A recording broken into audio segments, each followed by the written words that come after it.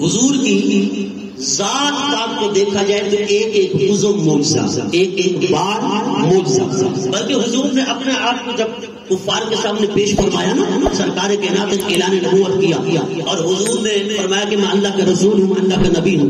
کفار مکہ نے کہا کہ آپ اللہ کے رسول ہیں، اللہ کے نبی ہیں، تو آپ یہ بتائیں آپ کی نبوت اور رسالت کی سچائی کی دلیل کیا ہے؟ کوئی دلیل پیش فرمائیں، آپ کیسے سچے ہیں، کوئی دلیل دیں۔ آپ علیہ السلام نے پتہ کیا فرمایا؟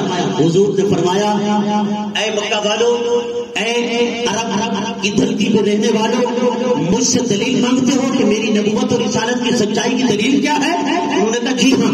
آپ نے فرمایا آؤ سر سے لے کر پاؤں تک مصطفیٰ کو دیکھو، کہیں تمہیں کوئی عیب نظر آتا ہے؟ تاری جب تو مسلم کے وجہ سبحان اللہ۔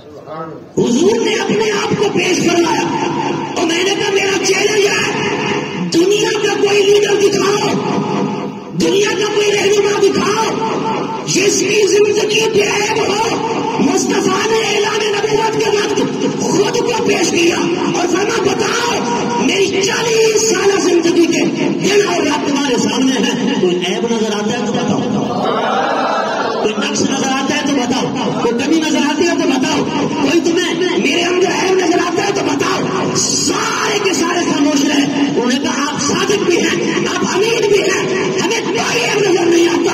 اور جسمانی اعتبار سے تو صحابہ بھی اقرار کرتے تھے خلقت مبرأ من کل عیب، آپ کو رب نے ہر عیب سے پاک بنایا ہے۔ سیاسی کہتا ہے ہر عیب سے پاک ہے، سیاسی کا بروزن کہتا ہے فلاں عیب فلاں عیب، کبھی نقص علم نکالتا ہے، کبھی نقص نگاہ نکالتا ہے۔